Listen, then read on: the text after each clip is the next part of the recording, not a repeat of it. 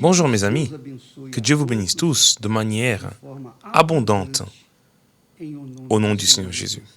Et il bénit de la manière suivante, lorsqu'il ouvre notre entendement, afin que nous puissions comprendre sa parole, sa voix, son message, ses pensées. Lorsque nous comprenons les pensées de Dieu, c'est certain que lorsqu'il nous laisse comprendre ses pensées, c'est parce que le Saint-Esprit nous donnera les conditions de les pratiquer et de les exercer. Par conséquent, d'entrer dans la jouissance du Saint-Esprit. Bien, aujourd'hui c'est le deuxième jour du jeûne de Daniel. Et c'est le deuxième jour du jeûne du cœur. Je vais travailler ces prochains jours dans le sens du jeûne du cœur. Car le jeûne de Daniel, nous en parlons et les gens le connaissent déjà. Et cela fait longtemps que nous faisons le jeûne de Daniel.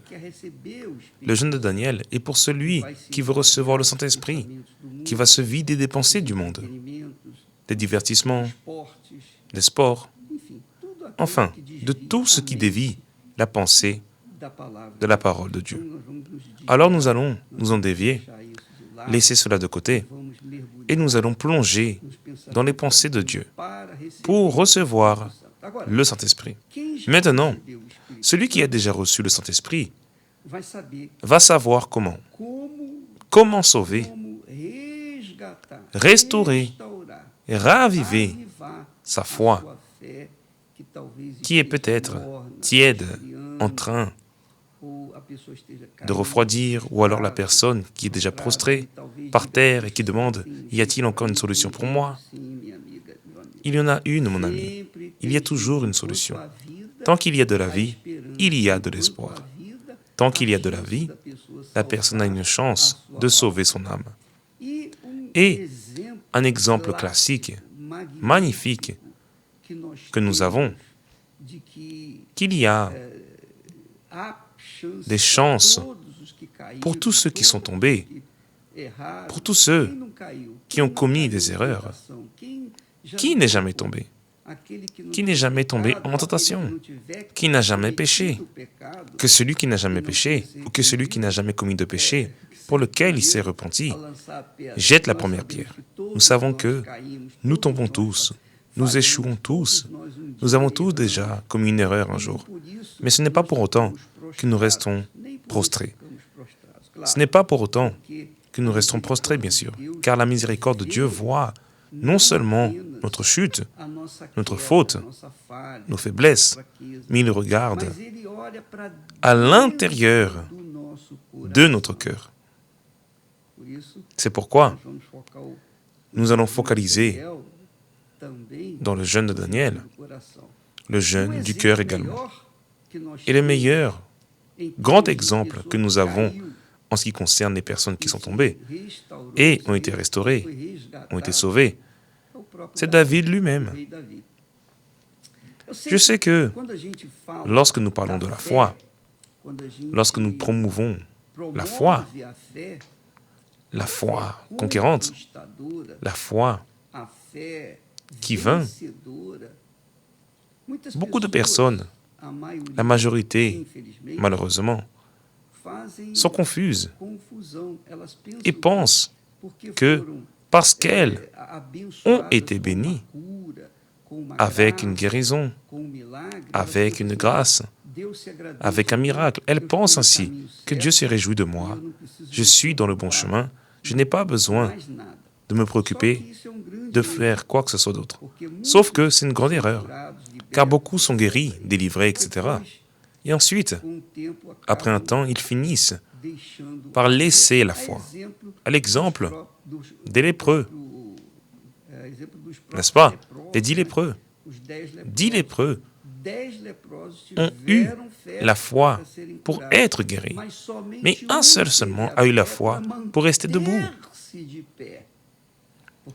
car il est revenu pour remercier le Seigneur Jésus. Les 9 autres qui ont eu la foi, qui ont été guéris, sont partis s'occuper de leur vie et se sont évidemment perdus. Alors il existe la foi qui conquiert, qui trompe le cœur, faisant penser à la personne que cette conquête est suffisante pour qu'elle soit sauvée. Et il existe cette foi plus intelligente, cette foi permanente, cette foi qui fait la personne demeurer sauvée jusqu'au dernier jour. Alors, les 9 lépreux ont été guéris par la foi. Jésus savait qu'ils seraient guéris, qu'ils auraient la foi pour être guéris. Et Jésus a honoré leur foi. Ils ont été guéris. Mais ils ont été guéris dans leur corps physique. Leur âme est restée dans le péché. Alors que l'autre, le seul qui est revenu pour remercier Jésus, Jésus lui a demandé, « Et les 9 autres, où sont-ils? Ne s'est-il trouvé que cet étranger pour revenir ?»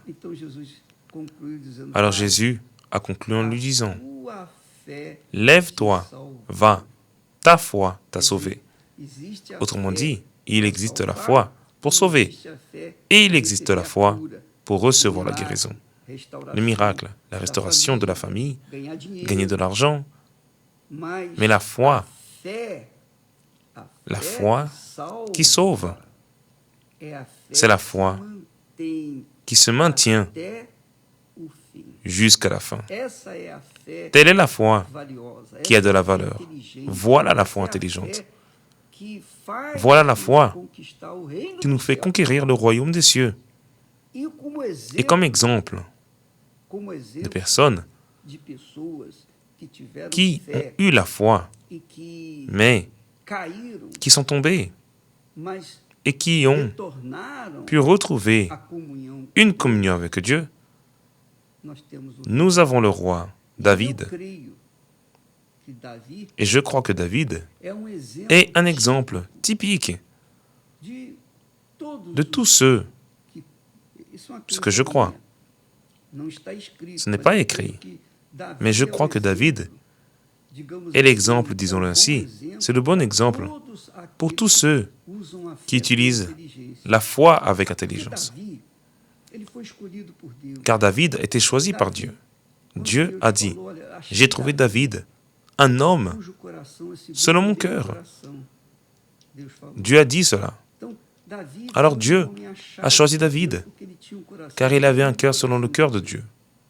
Et David a été un homme béni, dès enfant, choisi par Dieu lui-même. Il a dérouté le géant, il a eu beaucoup de conquêtes, il a eu beaucoup de miracles.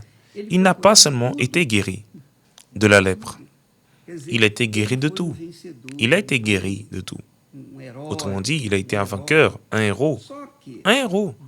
Mais David s'est laissé emporter, évidemment, à cause de son immaturité spirituelle.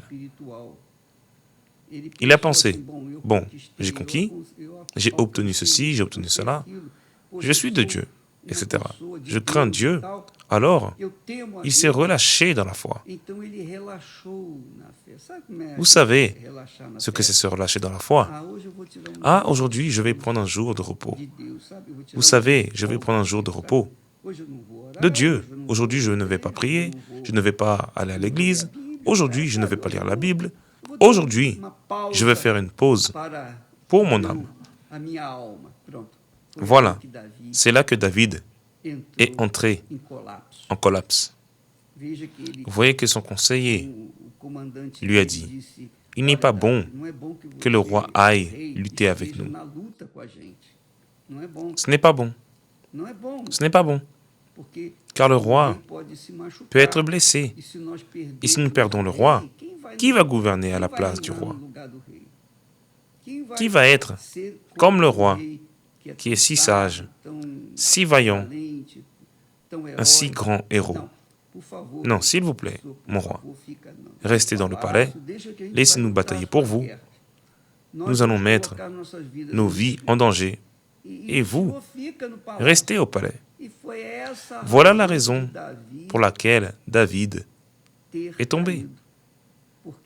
Car lorsqu'il est resté au palais, qu'il a quitté le front de bataille pour rester au palais, c'est du palais qu'il a vu Bathsheba prenant son bain, et évidemment, elle a dû ouvrir la fenêtre de chez elle. Et elle est restée, disons-le ainsi, en train de se baigner bien devant le balcon, le jardin de David. Et David, qui se promenait, regardait les étoiles, et soudainement, vu Bathsheba, là, nue, et il est tombé sous le charme. Il a été attiré par ses yeux. Ses yeux ont dit à son cœur, « Wow, regarde !» Et le cœur a dit, « Wow, wow, allons-y !» Et David a alors pris possession d'elle, qui était l'épouse d'un des soldats qui était fidèle, Uri. Alors Bathsheba avait certainement aussi une part de responsabilité. Autrement dit, elle était aussi coupable, c'est sûr. Elle s'est offerte à lui, et lui n'a pas perdu de temps. Voyez mes amis, le péché est ainsi. Le péché trompe le cœur, car le cœur est tortueux. Alors David s'est laissé emporter par cette tromperie du cœur. Et il est tombé. Et voilà, cela a alors détruit, cela a détruit la vie de David. Il est tombé en tentation. Et pour essayer de sauver la femme, cette femme, il a ordonné la mort de son mari, que son mari soit mis au front de la bataille pour mourir. Autrement dit, il a pensé, il a été l'architecte, le machiniste d'un projet pour éliminer le mari, afin de pouvoir rester avec sa femme. C'est ce que l'on appelle iniquité. L'iniquité, c'est cela. Le fait que la personne usine quelque chose, qu'elle projette, rêve de quelque chose d'injuste, d'incorrect, de cruel. Et c'est ce que David a fait. Alors il est tombé. Alors dans le psaume 51, que nous allons parcourir, que nous allons méditer ces prochains jours, nous allons tenter d'ouvrir l'entendement de la foi intelligente. Car le psaume 51 montre ce que signifie la foi intelligente. La foi intelligente n'a pas le pouvoir seulement de conquérir. Elle a également du pouvoir pour perdre. Si vous n'avez pas la foi pour perdre, vous n'aurez pas la foi pour gagner. C'est ainsi qu'est la foi intelligente. Mais la foi stupide n'a la foi que pour gagner, qui est ce que la majorité font. Car ils ne pensent qu'à gagner. Lorsqu'ils n'ont pas la foi pour conquérir une certaine bénédiction, alors ils se découragent et se livrent aux passions de ce monde. Mais lorsque la personne a une foi intelligente, elle pèse son cœur. C'est la raison du jeûne de cœur. Elle évalue son cœur. Elle évalue sa pensée. Elle s'auto-analyse. Elle ne reste pas en train de regarder les autres. Elle ne reste pas en train de pointer les autres du doigt. Non, ses yeux voient de manière inverse. Autrement dit, elle regarde dans son intérieur, au lieu de regarder la vie des autres, ou de s'occuper des affaires des autres. C'est cela la foi intelligente, la foi qui sauve. Alors, David est tombé. Il a payé. Il a payé pour cela, jusqu'à aujourd'hui. Jusqu'à aujourd'hui. Aujourd'hui, au XXIe siècle, David a laissé une semence qui fait souffrir le plus le peuple d'Israël. Jusqu'à aujourd'hui. Jusqu'à aujourd'hui. Savez-vous ce que c'est? Ce n'est pas facile. Mais il a trouvé la repentance. Il a trouvé la repentance. Il a trouvé la foi qui sauve. Il s'est focalisé. Il a investi dans la foi qui sauve. Il a pris soin de son cœur lorsqu'il a eu ces pertes irréparables, comme il a perdu son enfant. Alors David a reconnu que son âme était dans de beaux draps. Alors le psaume 51 relate avec fidélité la vie de David et de tous les David de ce monde. Car, comme je l'ai dit initialement, nous commettons tous des erreurs. Nous commettons tous des failles. Qui n'a jamais commis de péché? Vous pouvez avoir le Saint-Esprit, un cœur selon le cœur de Dieu, très bien. Mais vous êtes toujours entourés, nous tous, moi y compris. Voyez, combien de fois j'ai été dans un trou. Combien de fois mes pieds ont glissé. Ils ont glissé. Mais mon Père, mon Seigneur et Sauveur Jésus-Christ m'a alerté et je suis revenu et j'ai également reconstruit par l'Esprit de Dieu mon salut, par le biais de la foi au Seigneur Jésus-Christ. J'ai reconstruit ma relation avec Dieu. Alors ce péché de David, comme tant d'autres péchés, pas nécessaire le fait de tomber dans l'adultère, d'ordonner la mort. Parfois la personne tombe dans d'autres péchés, d'autres adultères, l'infidélité à Dieu, la déloyauté envers le Seigneur, le fait de le laisser au second plan dans leur vie, ne serait-ce que pour 1 minute, 1 seconde, c'est déjà suffisant pour commettre le même péché que celui de David. Alors David fait sa prière à Dieu, car le psaume 51 est la prière de contrition, d'humiliation, de compassion, de foi intelligente. Voyez seulement ce qu'il a dit.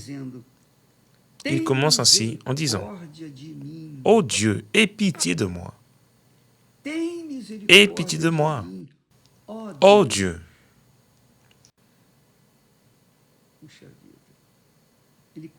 Il commence en disant « Seigneur, je suis nécessiteux, je suis pauvre et misérable.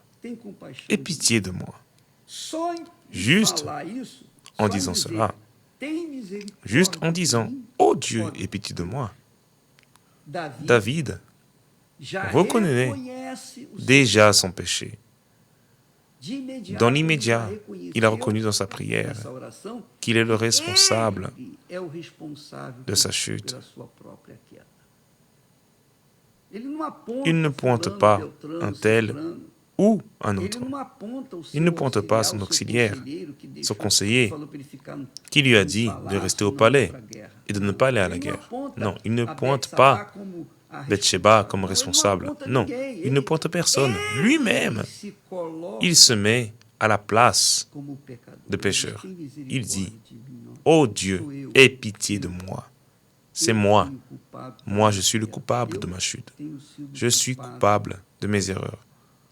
Moi et personne d'autre. » Alors, de nombreuses personnes, malheureusement, au lieu de dire « Ô Dieu, aie pitié de moi », reconnaissant leur péché, elles disent « Ô Dieu, aie pitié de moi, car un tel a fait ceci, car un tel a fait cela. » Elles pointent les autres du doigt. Alors Dieu n'a pas de miséricorde. Car vous regardez les autres, votre péché est le vôtre. Alors, c'est à vous de vous réconcilier avec Dieu. Ne restez pas en train de regarder les autres. Ne restez pas en train de pointer le doigt sur les autres. De chercher un coupable. C'est vous le coupable. C'est votre cœur le coupable. De votre chute.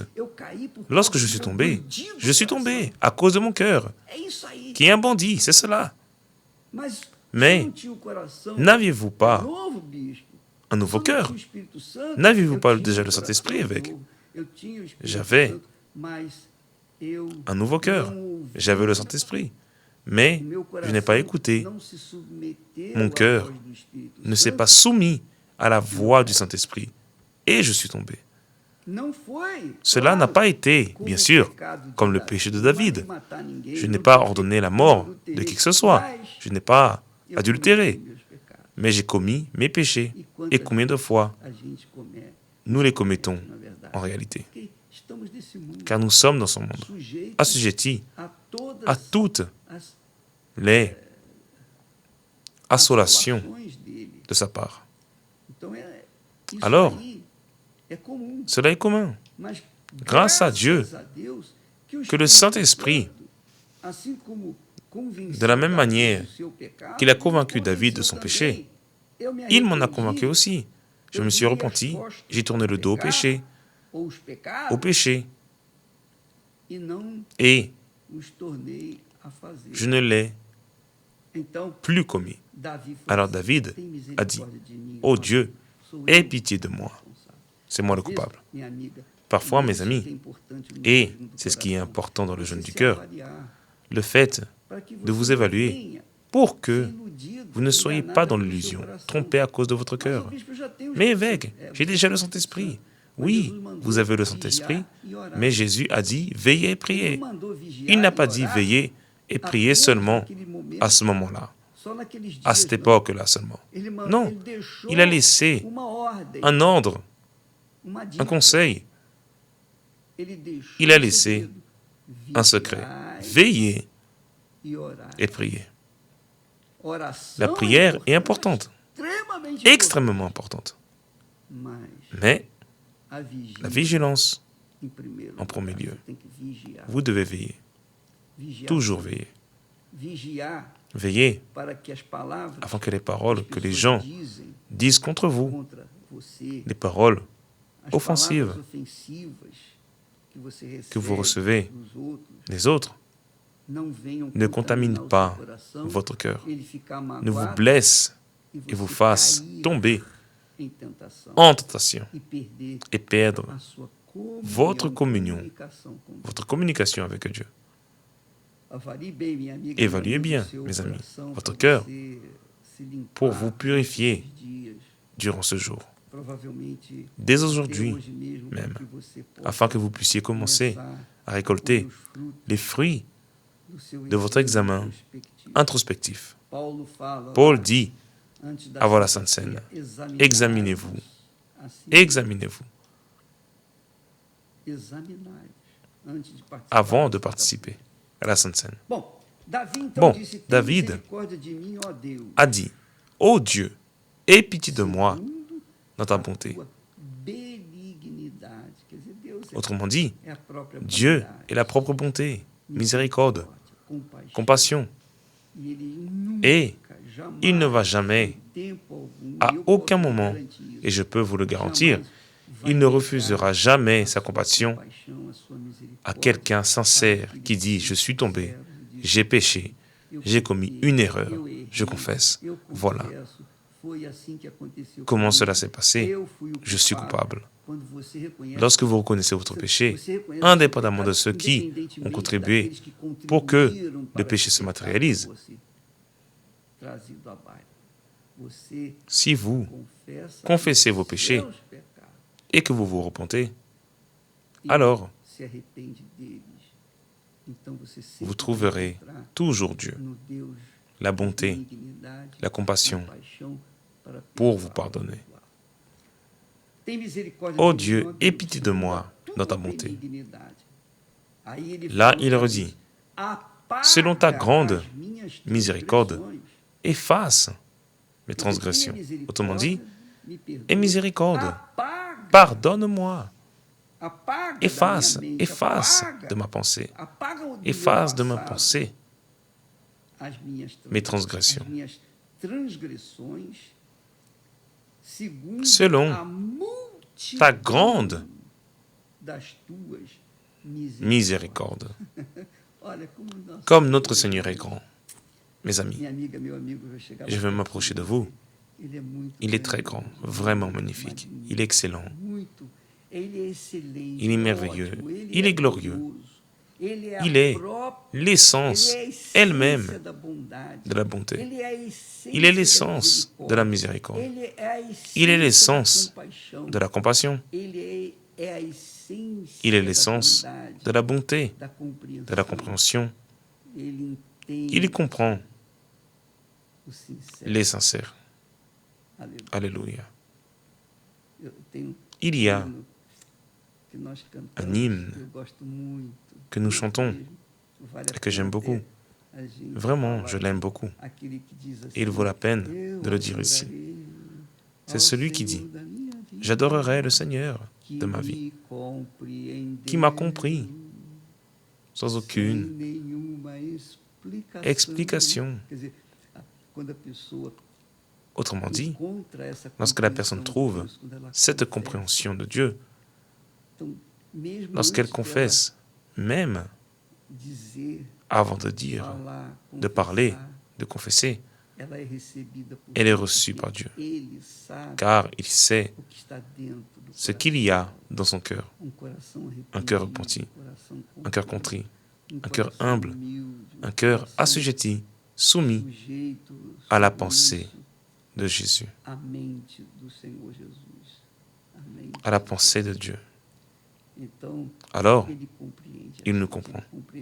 Il vous comprend, mes amis. Qu'avez-vous fait de mal? Vous avez tué, volé, adultéré. Vous avez détruit votre maison, votre famille. Vous avez été coupable de tout l'enfer dont vous souffrez jusqu'alors, jusqu'au moment où vous dites « Oh mon Dieu, compassion de moi, dans ta bonté, selon ta grande miséricorde, efface mes transgressions. » Une prière, une clameur. Alors David a dit « Ô Dieu, aie pitié de moi, dans ta bonté, selon ta grande miséricorde, efface mes transgressions. Lave-moi complètement de mon iniquité, et purifie mon péché. Voyez seulement, aie pitié de moi, efface mes transgressions, lave-moi complètement de mon iniquité, purifie mon péché. » Vous voyez que David est insistant dans la confession de la gravité de ses péchés. Il est insistant. Il renforce. Et parfois la personne veut se justifier devant Dieu en disant « Ah Seigneur, j'ai fait cela car ceci s'est produit.